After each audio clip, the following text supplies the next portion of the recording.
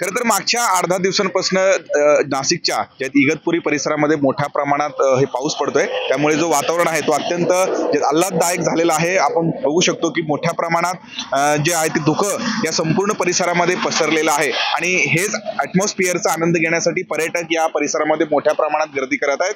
हा संपूर्ण कसारा घाटचा परिसर आहे आणि याच परिसरामध्ये अशा पद्धतीने धुकं जे आहे ते पसरलेलं आहे आणि हे धुकं पाहण्यासाठी मुंबई, नाशिक अशा वेगवेगळ्या ठिकाणाहून हे पर्यटक जे आहे ते गर्दी करत असतात। आता माझ्यासोबत काही पर्यटक आहेत ते खास मुंबईवरनं कसारा घाटामध्ये हे संपूर्ण जे आहे ते आल्हाददायक वातावरणाचा अनुभव आणि हे क्लायमेट पाहण्यासाठी आलेले आहेत।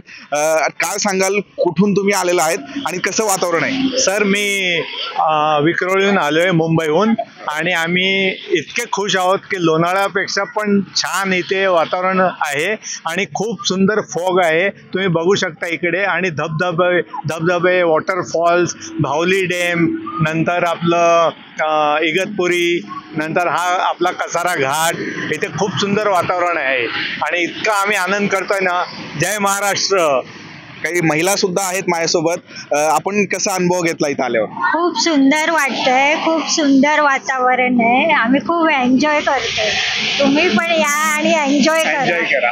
तर अशा पद्धतीची ही परिस्थिती आहे आणि फोटो काढण्यासाठी सुद्धा अशा पद्धतीनं पर्यटक जे आहेत या परिसरामध्ये गर्दी करत असतात। इगतपुरी परिसरामध्ये विशेष करून मोठ्या प्रमाणात पाऊस या पावसाळ्यामध्ये पडत असतो आणि अनेक धबधबे सुद्धा या परिसरामध्ये आहे आणि खरं तर याच परिसराचा अनुभव, इथला आल्हाददायक वातावरणाचा अनुभव घेण्यासाठी पर्यटकांची गर्दी या संपूर्ण परिसरामध्ये असतो आणि विशेष करून खूप मोठ्या प्रमाणात जे धुकं या संपूर्ण परिसरामध्ये पसरलेलं आहे आणि त्याच वातावरणाचा आनंद घेण्यासाठी पर्यटक या संपूर्ण परिसरामध्ये गर्दी करताना आता बघायला मिळत आहे। किरण गोटूर, जय महाराष्ट्र न्यूज, नाशिक।